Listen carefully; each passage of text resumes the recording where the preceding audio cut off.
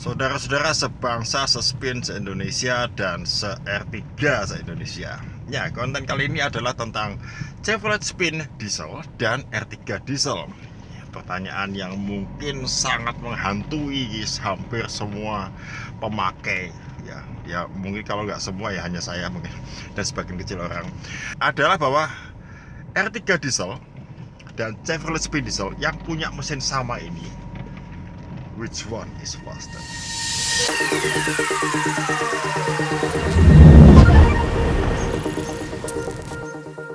Ya, ini mungkin pertanyaan yang sebetulnya banyak orang yang mempertanyakan. Jadi sejak awal launchingnya dari R3 diesel ini, langsung orang punya tuduhan, ini pasti mesinnya Chevrolet Spin kan gitu. Nah, ya memang kenyataannya memang itu sama. Technically ya sebenarnya bukan mesinnya Chevrolet Spin, tapi mesin yang dipakai sama Spin. Karena mesin ini adalah mesin yang dikembangkan oleh Fiat dan digunakan oleh mobil-mobil hampir seluruh dunia untuk mobil-mobil kecil seperti kayak ya Chevrolet Spin ini, R3 diesel, termasuk Ignis, termasuk Swift yang nggak masuk Indonesia, ada Alfa Romeo, ada Fiat 500, ada Fiat Punto, banyak. Oke. Yang masuk di Indonesia ini adalah Spin pertama kali yang menggunakan, kemudian R3 masuk, dan sekarang yang ada hanya tinggal DFSK yang super cap.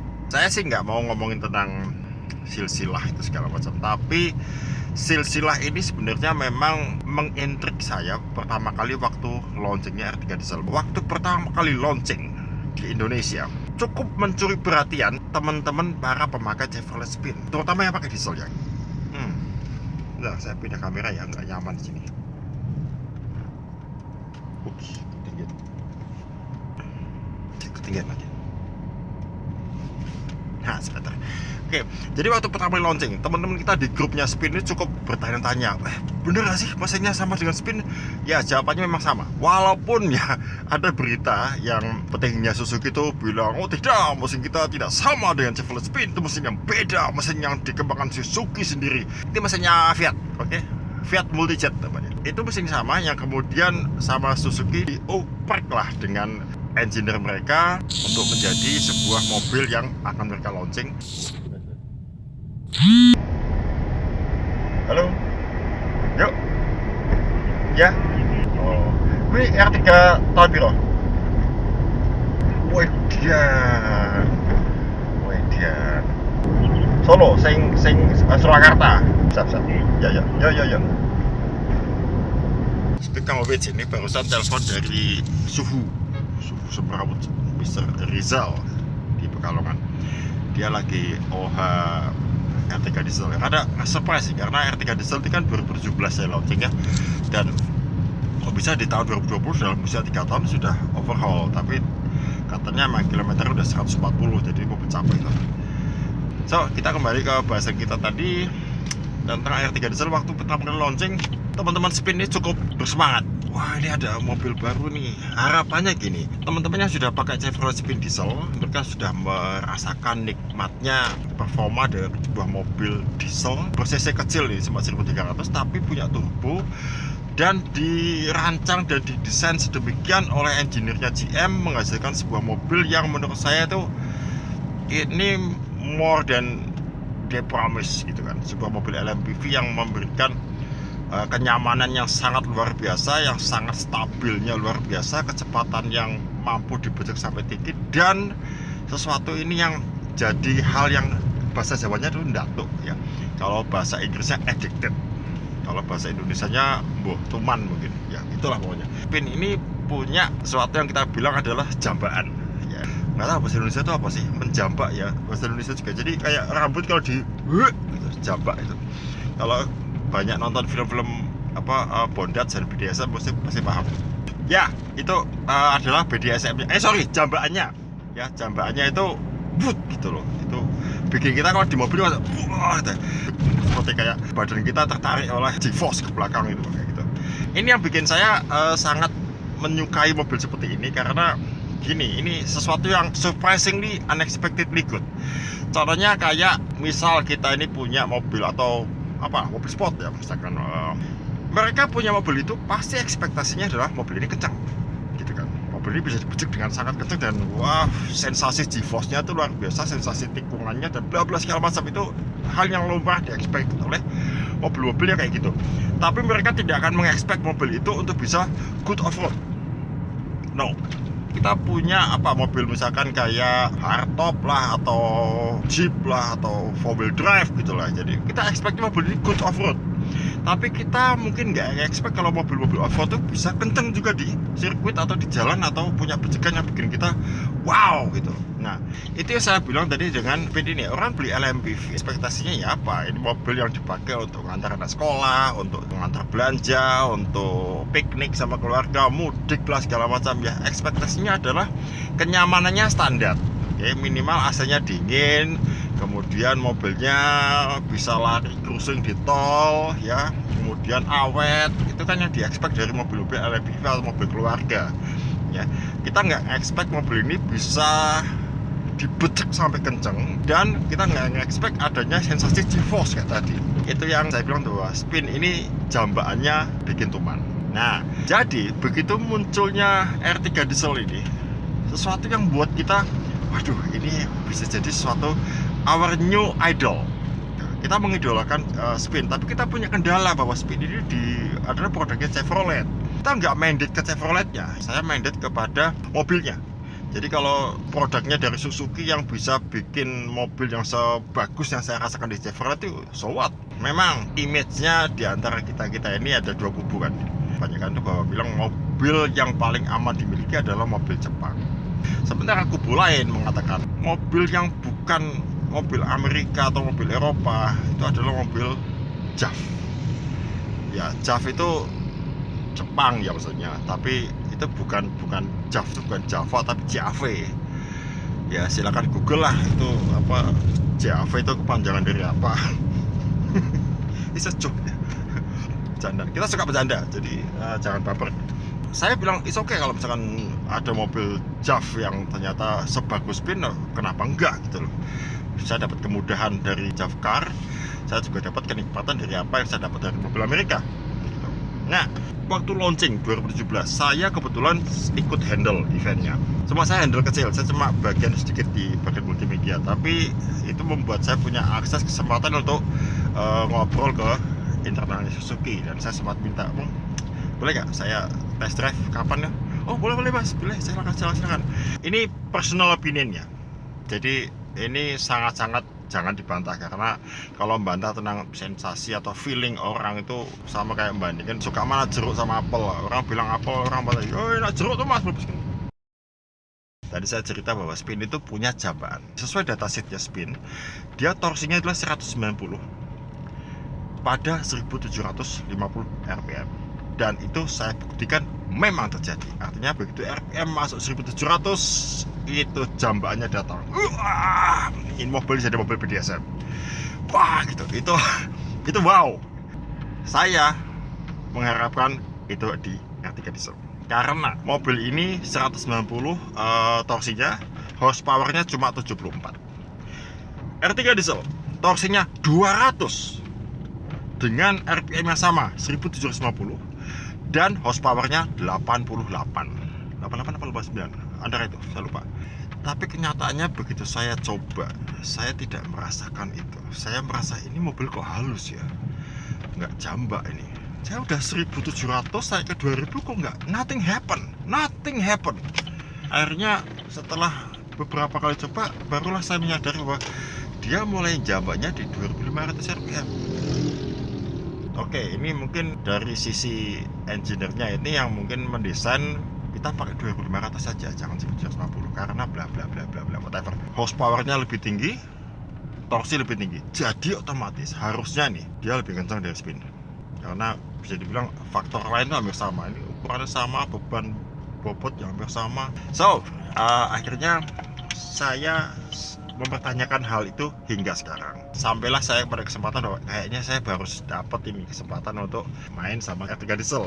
Saya ada pesimis, siapa yang punya R3 diesel ya, yang mau diajak collab segala macam. Tapi ternyata pucuk dicinta ulang tiba suatu hari, cari telepon, mas, ke sudah mulai R3 diesel. Oh, yuk, dan yuk, tapi ini nggak lama waktunya. Oh, ya wes, saya bilang, mas, aku kok kepengen drag race. Dan dia bilang, let's go aja mas. Oke, jadi tes ini akan kita lakukan pertama dalam kondisi drag race, jadi 0 sampai 400 meter. Nanti kemudian tahap kedua kita akan lakukan speedometer battle dari 0, 100, 0, 120 dan 0, 140. Oke, saya sebelumnya mau minta maaf dulu, mohon maklum karena saya tuh single fighter. Kalau kita tes speedometer ya tinggal tempel kamera di speedometer, kita modal HT, let's go 1 2 3 go gitu kan. Cuma karena drag race nggak mungkin dong pakai speedometer. Kita harus menunjukkan visual mobilnya secara real dan harus jajaran, start bareng, finishnya di mana, itu duluan mana. Nah, karena saya dewean, saya seorang diri, ya saya akhirnya memanfaatkan kamera-kamera kecil. Oke, jadi mohon maaf kalau hasilnya memang tidak sesuai dengan film-film Hollywood atau Bollywood atau film BDSM yang teman-teman tonton ya. Saya punya 4 minicam kecil. Satu saya pasang di grillnya R3. Kemudian kamera kedua saya pasang di spion kirinya R3. Kemudian satu lagi saya pasang di Chevrolet Spin. Satu lagi saya pasang di finish line. Nah, finish line itu adalah karena sekali lagi ini single fighter dan ya ini saya nggak niatan untuk masuk ke official Guinness Book ya. Jadi 400 meternya itu mungkin nggak real. Jadi ini saya tentuin startnya.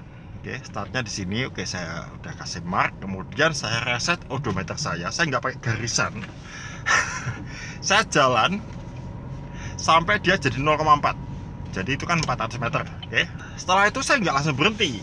Saya masih mana ya titiknya yang enak untuk naruh kamera. Nah, di sana. Jadi itu ada tiang lampu, saya bisa sembunyikan kamera saya di situ, kamera kecil, dan saya kasih power bank untuk nyuting lurus. Harapannya ini adalah kamera finish line. Ternyata kamera yang saya pasang di Chevrolet Spin ini tidak berfungsi. Entah saya salah masang atau mungkin keburu-buru ya, akhirnya hasilnya itu 0 kilobyte. Ya itu nasib lah. Mungkin MMC-nya trouble segala macam, nasib lah. Jadi tidak ada kamera nih di Spin ini. Cuma saya ya bersyukur bahwa di mobil saya ini ada kamera 360 sebetulnya. Jadi ada kamera di bumper depan, kamera di bumper belakang, spion kiri dan spion kanan. Itu ada kamera, cuma menghadap ke bawah. Nah, saya cek hasilnya dan ternyata dia cukup bisa memvisualkan kondisi memvisual. Jadi saya pakai. Cuma ya tadi sekali lagi ya, kualitasnya memang tidak bagus. Tapi sekedar visual saya pikir it's acceptable. Ini getting worse karena ini kita syutingnya ada tengah malam. Kenapa tengah malam? Karena saya nggak ingin ganggu. Ini tempatnya ada tempat yang sebenarnya sepi terpencil ya. Cuma kondisinya adalah kalau siang itu rame. Nah, jadi saat sudah malam saya izin, Mas aku tak pakai ya buat syuting ya, asal nggak ganggu Mas. Oh wes tak pakai. Syuting hanya makan waktu 5 menit kan, jadi sebentar aja. Jadi minta tolong aja untuk Mas bentar ya dijaga bentar. Oke, jaga nih. Oke, 1 2 go jalan. Selesai. Kita 2 kali drag race. Putar lagi sekali go. Set, itu kondisi sepi. Jadi aman. Oke, malam jadi gambarnya rada-rada gelap. Tapi I promise you, ini memvisualkan dengan baik. So, without further ado, kita jebreskan aja segera the question everybody ask. Which one is faster, Chevrolet Spin Diesel or R3 Diesel? We call this battle multi-jet. Are you ready?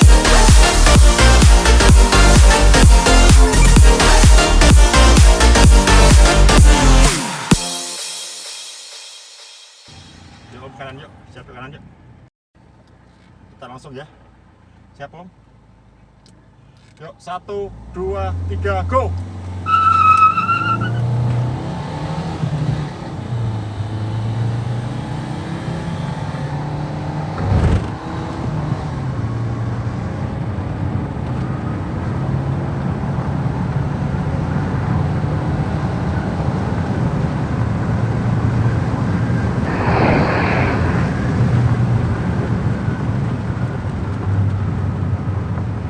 Oke, sekali lagi yuk. Langsung kanan Om. Siap ya. Oke yuk, 1 2 3 go.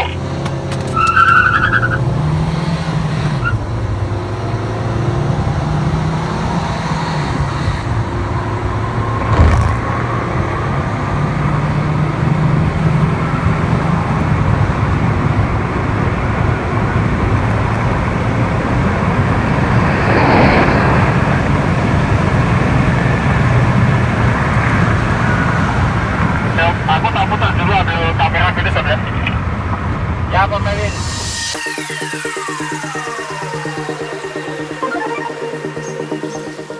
Pak Win. Oke, tunggu. Ya, siap yuk. Oke. 1, 2, 3, go.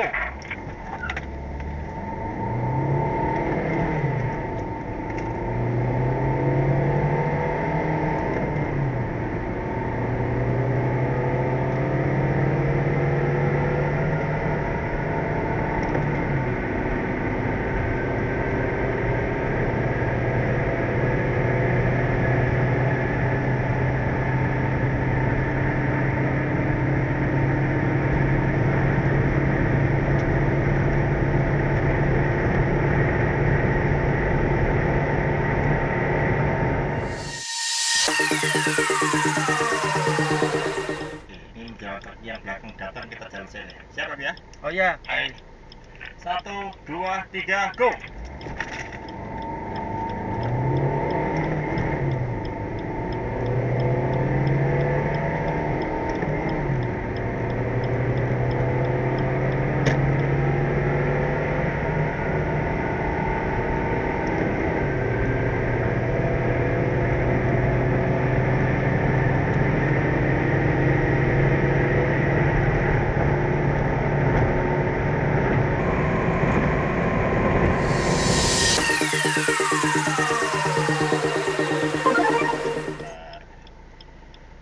Oke, ya siap ya. Siap. 1, 2, 3, go.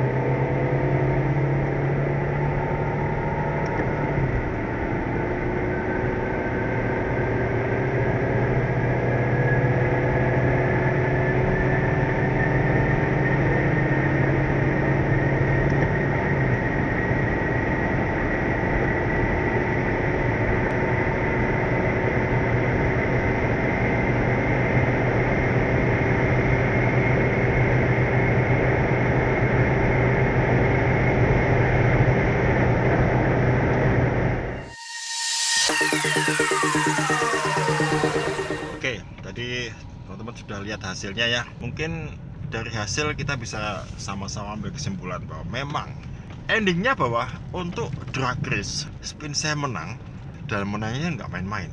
Saya yang naik spin itu bukan, jujur juga ada kaget Pak.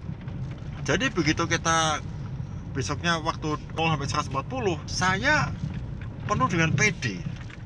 Nggak lawan gitu. Jadi setelah pertama tuh saya masih sangat pede. Wah, ya bener nih. Dan setelah kedua inilah saya mendapat pencerahan bahwa wow, begitu 120 ini si R3 ngejarnya dengan cepat.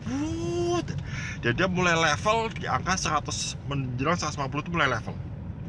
Ini nggak saya masukkan ke video karena kita cuma sampai 140. Oke, nah di race ketiga saya seperti kayak mendapat pencerahan bahwa gila, ternyata speed rendahnya spin menang, tapi speed tingginya kalah dia. So, ini race ketiga, the final battle. Saya nggak mau main-main, saya akan konsentrasi tinggi, ganti gigi perfect mungkin supaya R3 nggak ngejar saya nanti di kecepatan tinggi. Cuma emang terkejar kan. Sebetulnya memang kita hanya sampai 140 ya, tapi kenyataannya kita sampai 170 kenyataannya.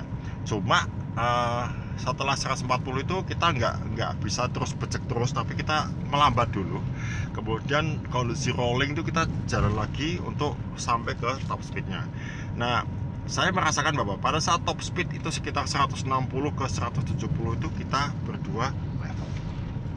Saya coba untuk mengulik informasi dari teman-teman.